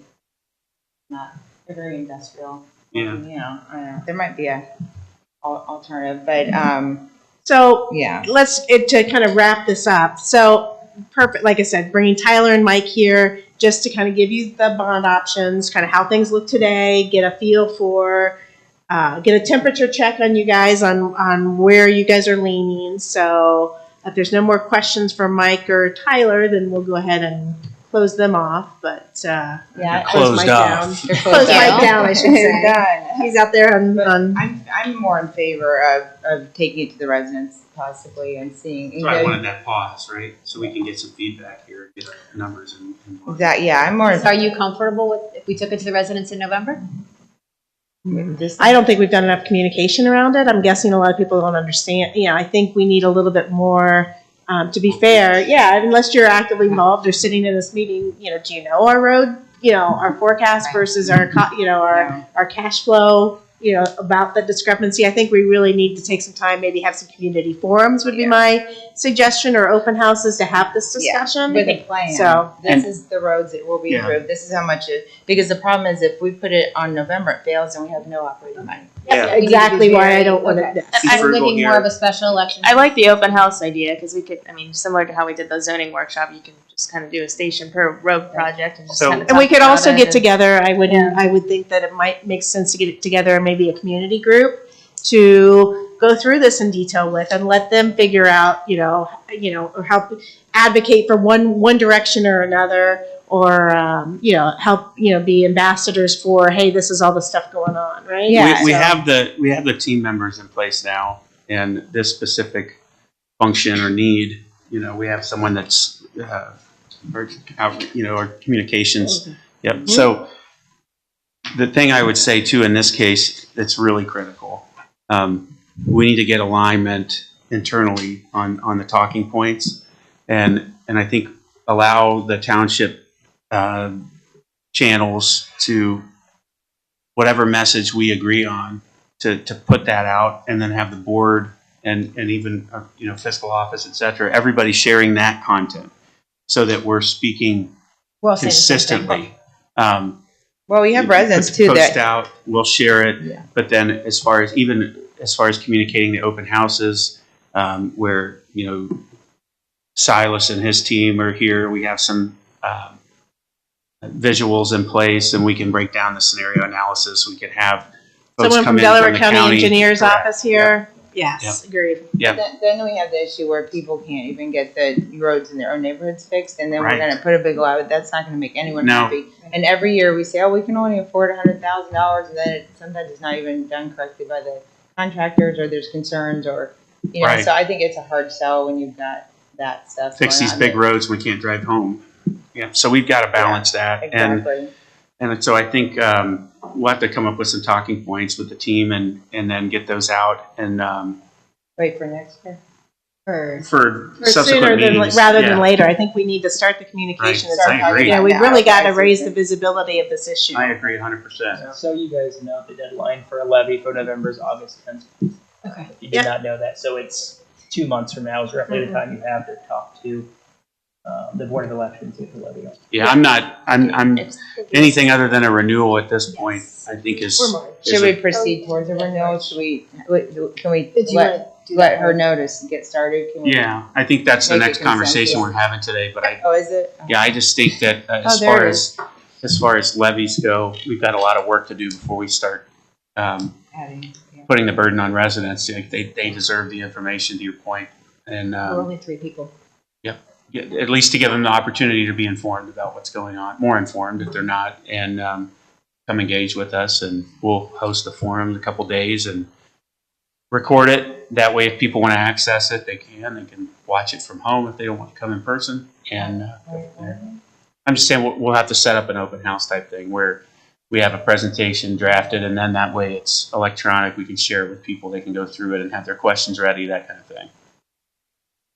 So at this point, we're doing nothing with the. No, this was, like I said, an awareness Okay. gathering conversation, options, we could do nothing, we could do something, we could do a combination, but just, getting, especially since we have, the next part of the agenda is about the levies that are on the ballot for November. So, I don't like to rush to, Yeah. but we, Yes, thank you, Tyler, for Thank your you. time. And Thank Mike. you, thanks Mike for logging in when you're sick, appreciate it. Oh, that's great. Thank you. Yeah, no problem. And let us know if you need any other analysis, Awesome. ran, Thank you. any questions. Happy to help where we can. I appreciate that, thanks Thank Mike. you, Mike. Thank you all. Bye. Thanks, Tyler. Okay, so the next, if I could tee this one up, is to put something on the ballot. Just Erica, it's Mrs. Faust, it's your first time through. You do a resolution of necessity, and then I send it to you guys sign it. I send it to the auditor. They certify it. They give me the dollar amounts that levy would collect. Then we come back and do a resolution to proceed at a future meeting. So today, before you is the resolution of necessity for the Parks levy at 1 Mills, a renewal that does qualify for the state rollback. So that is a tax savings to our residents. So if there's a change that's needed for there, you're going to want to do that as kind of an addition to or a decrease to, but you don't want to lose, like I said, the rollback piece of that one. The roads levy is collecting, and so that would generate about $1.25 million. So $1,250,000. Remember from my numbers in that file Per year. per year. And then roads currently is $668,000. So call it $700,000 a year if we renew the roads at $500,000. We are currently doing about $1.1 million in road resurfacing a year. Just throw that out there. And the gas tax. And the Gas tax is about tax. $350,000-ish a year that we get from gas, or about $400,000 a year in gas tax. Then you get permissive motor vehicle and license tax on top of that. And is that enough? The levy plus those three other things enough to completely fund the road? No, if you look at Some- all of that projection is about 1.4 million, between 1.4 to 1.5 million when you combine all the funds together in revenue per year. Okay. And the amount has increased every year that we've collected though, right? But they just did their triennial review, I think was last year. That's right. So we should get more. Didn't it go up by like 16%, I think? I don't remember off the top of my head. We got to be careful too on levies, which type we're talking about. Some are based on property value and some are based on the dollar amount. So Yeah. if the levy was approved previously and locked in at 1.5 million, it doesn't really matter what happens to our tax base. We're still going to collect the 1.5. And so when you hear, like I've said in the past, where we're actually offering, we're benefiting the taxpayers. That's how it is. Your millage is one, but your actual, millage that you're paying is 0.7. It's a reduction factor, they call it, and that's based on, the properties, the growth of the township. So basically, we get the same amount of dollars. However, it's split amongst more households. Correct. So each family pays less. Or if they do an assessment and we add a commercial district, or we add 100 houses, or they find a house that's worth $5 million that's only been paying on $300,000, it can really throw things off. Some people find when they reassess that their values are so much higher than they were. Maybe they were paying $70 or something before, now they're paying $102. Most people it goes down. Yeah, these are straight millage. So. Yep. Yes. So What street millage means? we don't collect. It's not a fixed amount. Right, so we So it is. we will get Yeah, more we'll money. get more. So, but we only get more money after we renew it and they vote. So You got next year we'll get the additional money on both of these for the increased valuation and also, right? Yeah, I think that's the numbers I'm quoting. I think that's what Sherry had done. And what were they again? Sorry. Like 668,000 for roads and like 1.25 million for parks. And currently, both levies are at 3 years. Before you, we could make, I did get the okay from Prosecutor Chris Betts that if we wanted to extend those to 5 years, which will decrease the election costs and kind of steady I like that that. revenue stream a little bit longer, we could move in either or both of these to 5 years if you elect to do so. What's the negative of increasing 5 years? Is there any? I don't see any negative. Do you? I mean, No. I guess if you wanted an increase, it would. You would Well, wait 5. But then you could If just we do an a increase, I separate see us revenue. doing, leaning more towards Separate. a specific There's a renewal road. and Correct. there's an increase. Yep. Does the amount we collect remain static No, she was saying they're straight millage for here. the 5 years? So as they reassess each triannual 3, period, yeah. they're gonna, Automatically jump out? Correct. Okay. There's no harm. in I'm that. fine with doing 5 years. For both? And then what's our balance in the parks fund? Why did I just put all those reports away, Lisa?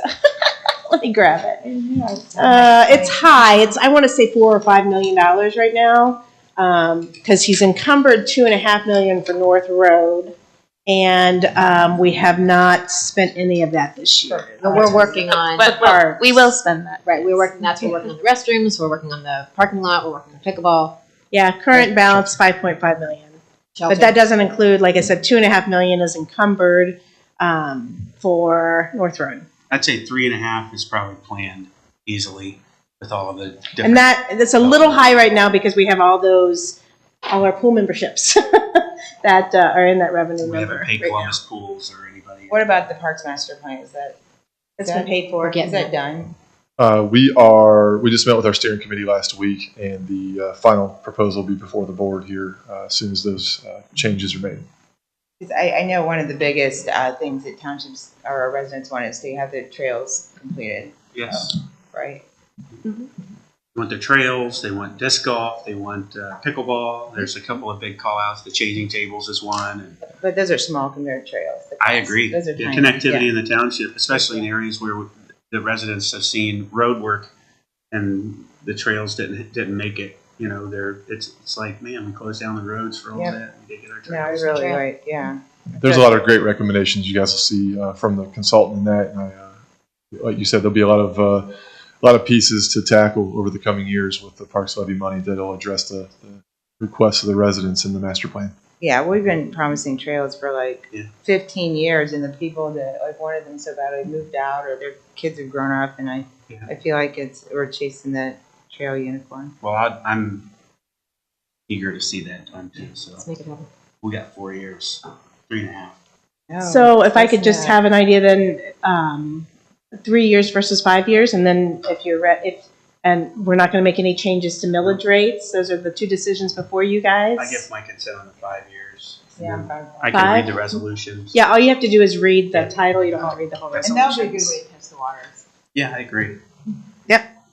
Make a motion to approve resolution 22-214, resolution of necessity to levy a renewal tax in excess of the 10 mil limitation for the purpose of parks and recreational purposes for 5 years. Second?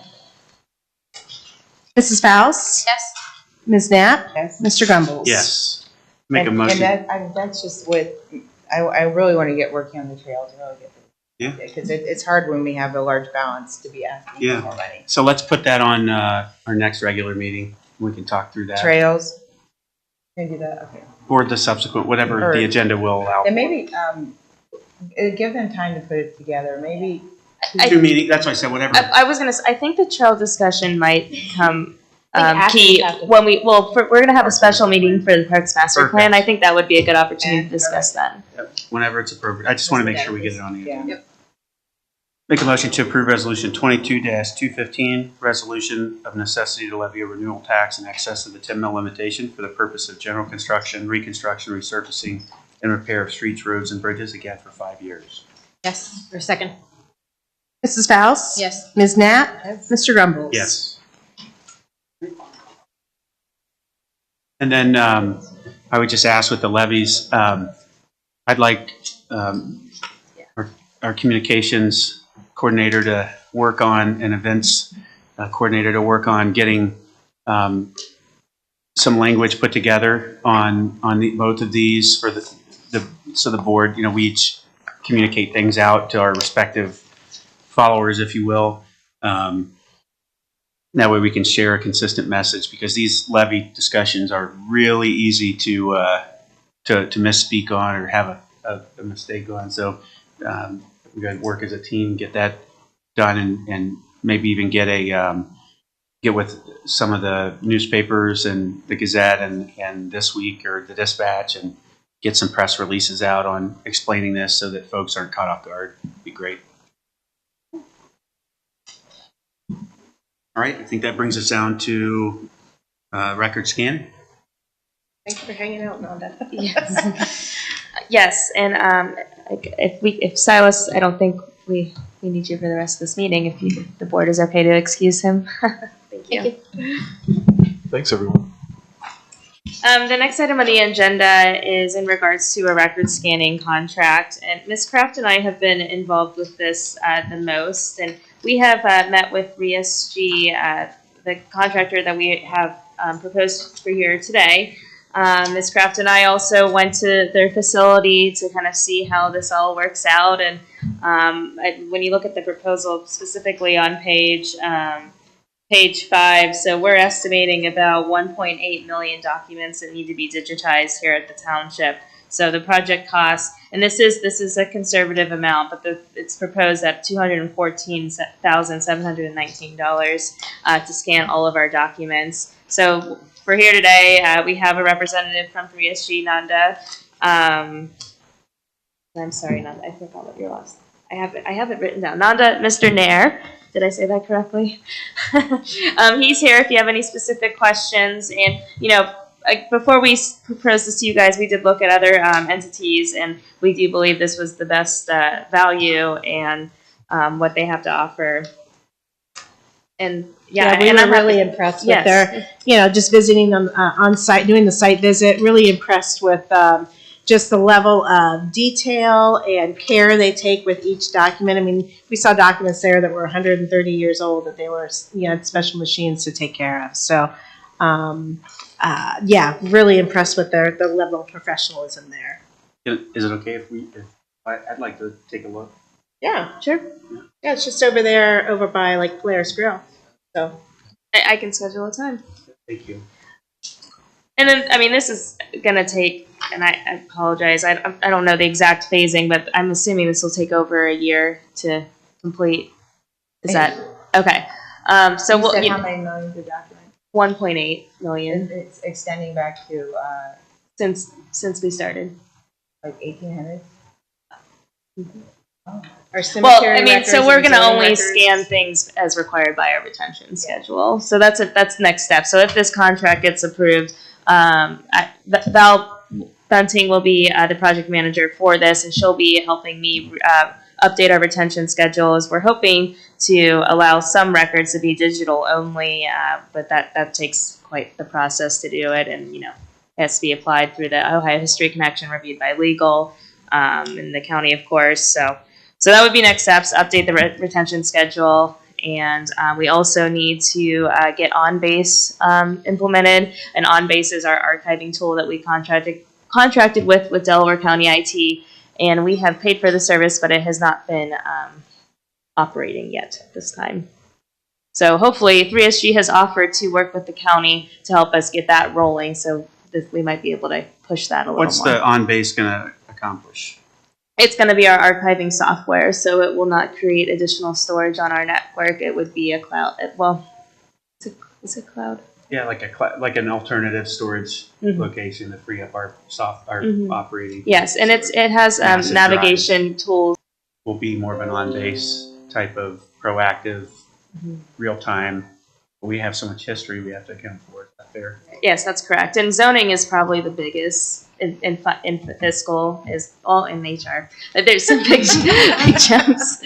Yeah, But I can speak for zoning. Since 2015, we've digitized everything from there. Okay. So we're looking for zoning anything before 2015. And I think it's a great effort. I think being mindful of the retention schedules, obviously, and things like that is critical, what you're doing. But from a risk mitigation standpoint, too, just making sure that we are properly memorializing what we need to, and moving into the modern era. But But I also view the benefit too of the combined effort and just our efficiency day to day with our systems and navigating through files and things like that. It'll be far easier to clear up our data and some of the counties as well, and what we are relying upon there server wise and things. So How would they be cataloged? Can they be optically scanned with the OCR, so you can look through the documents? There's different ways of titling documents. And Yeah, so we'll have to discuss with the consultant on how we want to index this, but Index, yeah. however we, how we search it today is what we would hope to be able to search it a with tiered through structure, Underpass. I would imagine. It's like departmental and then expand that. because and it can be there's- really hard. I mean, I have a vault of township stuff. I mean, personally, and extending back to 1998. So I've had to figure out what the best way to keep track of that is. But it's a nightmare just for me. Are there any objections to this? No. So today the resolution is to enter into the agreement, and then if I'll make you the point. okay, thank you. And when would the work start? Did you say? Yeah, probably the fall on our end because we need to update our retention schedule prior to. If there are files that we can, again, zoning wise, I know we're gonna have to keep those digitized, so we might Records. cemetery. There's some that we can start moving on, but we'll need a couple months to get that all together. Make a motion to approve resolution 22-216, authorizing the adoption and execution of a document conversion services agreement with 3SG Plus LLC with Miss Michelle Bonney serving on the township's behalf. Second. Mrs. Faust? Yes. Ms. Knapp? Mr. Grumbles? Yes. And it's funny because we've actually been working on this for like 20 years. Mhm. Like Dave Eby, former trustee Dave Eby, spearheaded Oh, I remember this. talking about this. Remember, he spearheaded this early 2000s. He wanted to scan everything, and it's never happened. Just needed ever. a dash of grumbles. Yeah, it's That's all it is. no, I think it's on me. This is, I am very excited for this. I think. Great. Thank you for making this happen. Yes. Yeah, thank no, you. no I can't problem. wait. And then, so you'll probably see in the next regular meeting, so we need to set up a purchase order for this. So Yep. you'll see that next. All right. Thank you. Now I think we get to the fun stuff. Oh, yes. Nuisance. Everybody's favorite There you go. agenda item. Good morning, board.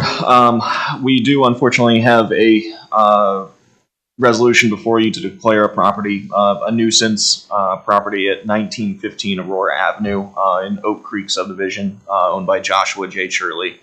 So this is a property that we've been dealing with for some time now. It came to our attention at the end of last year, so our first site visit to this property was November 2nd of 2021. It seems that the property has been abandoned for some time now. Obviously, the winter kind of killed off some of the grass and weeds that were growing in there in the fall, but it's a problem that has come back now that the weather is warm and the grass is growing up again. The HOA has been mowing the property occasionally. They have indicated that they do not want to continue mowing, and I think this is the point where ourselves as the local government entity may need to step in, declare this property a nuisance. We have visited the site 14 times since November. We've had a number of phone calls, particularly recently since the grass and weeds have become Is it a vacant particularly property? noxious. We believe it is. Okay. And the bank has not stepped in to make any movement towards. Not that we know of. Okay. We have observed gas shutoff notices on the door when we've been out to inspect the property, but in terms of the mortgage and the bank, Have we we're had not sure. has the sheriff done a well check at all? Yeah, they did. I reached out to a friend of mine who lives 2 doors down from this. Chatted with her this morning. They did a well check at some point, and they believe the gentleman lives in Florida. He is currently in Florida. Okay. So, but there was some concern. The neighbors hadn't seen him in quite a bit of time, and he was never like very involved in the neighborhood.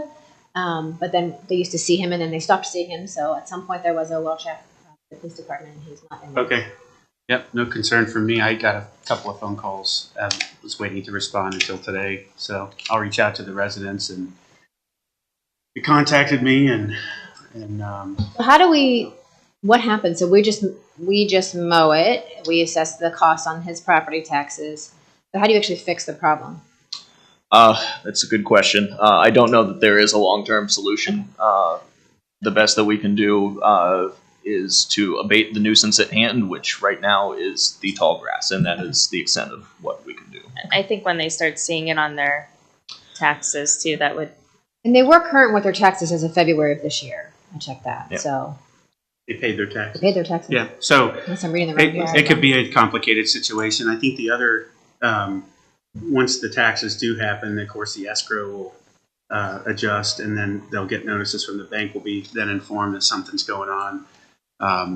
But I would recommend that we reach out to the lender as well, and just let them know, hey, we're going to be putting some essentially lien type things on this property, and you're going to be seeing, some incremental increases on this. So just as a heads up, and Is that something we can do? Yeah. We can So contact as part of the nuisance process, we are legally required to notify all lien holders on the property. Yeah. So, there you go. And that way they'll be informed, and hopefully they have a department there that will take some action to get a hold of this individual and get this worked out. All right. Thank you for your work, and thank the team, please, on the board's behalf for going out there 14 times. Any other questions? Now, how do we mow that ourselves, the township personnel, or do we have a service to do that? We can do either. I will leave that decision up to Mr. Bowers, as it will be his staff that ultimately would either mow it, or if, I know staffing is tight for everybody these days.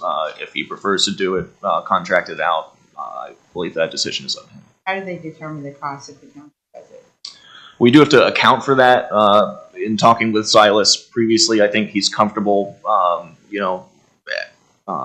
getting together estimated amounts for, the labor, the, gas, and anything else involved in that. If the town, I just want to make sure that, and he's worked with the prosecutor, right, to determine that cost. Because, I've heard of accessories, Yes. where someone gets charged $500 for a mow. The prosecutor put this together. Versus cheaper though, right? Yeah. But They'll have to advise us. You're going to have equipment depreciation, travel, what I mean. costs, fuel. Yeah. There's probably a standard rate. I just want to make sure it's fair Yeah, to us I agree. and fair to him. I agree.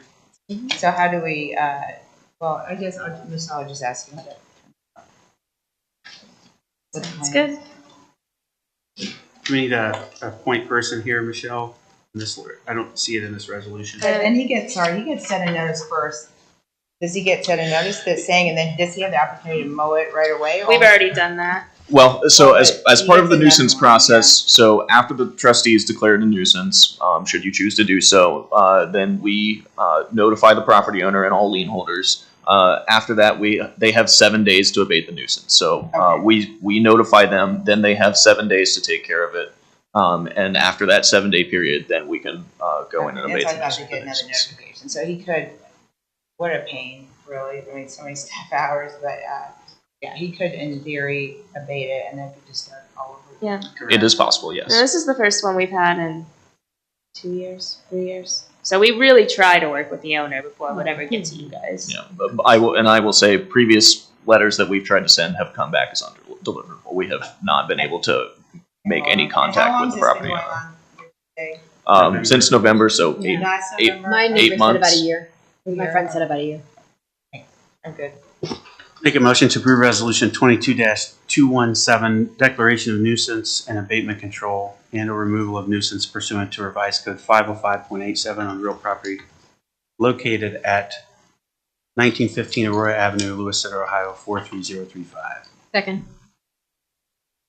Mrs. Fowles? Yes. Ms. Knapp? Yes. Mr. Grumbles? Yes. Now, last item on the agenda is in regards to accepting a donation for our bike parade scheduled on July 2nd.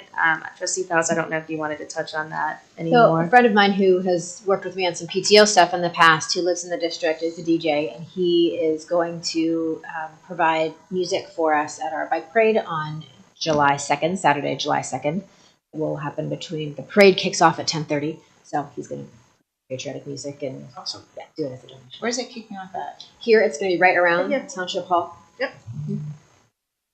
it on Township Hall? Yeah, Like, it'll be The path. around, it'll be around the path right around this place right here. Did you talk to Glen Oak, or are they gonna Yep. be part of it? Yeah. Good. So there's other neighboring I areas. saw there was a sign at the front of the Glen Oak. Yeah. Is that the same day or is it a separate? It's the same day? day. So So what do we I do? met with them. Okay. And they're gonna have their own bike parade. It's before that. Okay. And then Like a pre-bike parade. pre-bike parade, and if they want to come over here, they can. The only concern with the bike parade, I think, and maybe something we should talk about at a regular meeting, so we're not off the agenda too far here, but just the safety factor of people crossing streets and making sure we have adequate staffing in place to help handle Sheriff. crossings Yeah, and sheriff. You know, we need to, Michelle, you might want to get a sheriff if for that day, unless you have already. We talked about just staying within township. Yes, the path that we were proposing was Just within the within township hall. But Oh, to yeah, but to but- get to Township Yeah. Hall with a sufficient part, Yeah. most people are in the surrounding area will be riding their bikes in. They're not going to park their car and take the bike out. You know, that's part of having the trail. So you've got several neighborhoods that can access this, Yeah. going all the way to Allen Creek Village. Yeah, And well, and you want someone to stop and let bike. even though there's big through. giant blinking signs, people don't stop. And I think it would just be a Okay. good gesture Yeah, the to sheriff have. could have let traffic like lots of bikes in, and I would get Sheriff ASAP there because they are hard to come by, if even available at all right now, We will look into it. special duty. Right. Make a motion to approve Resolution 22-218, acknowledge and accept donation. Mrs. Faust? Yes. Ms. Knapp? Yes. Mr. Grumbles? Yes, and please extend our gratitude for that. It's a great gesture. Nothing further on today's agenda. I make a motion to approve Resolution 22-219, meeting adjournment. Second? Mrs. Faust? Mrs. Faust? Yes. Ms. Knapp? Yes. Mr. Grumbles?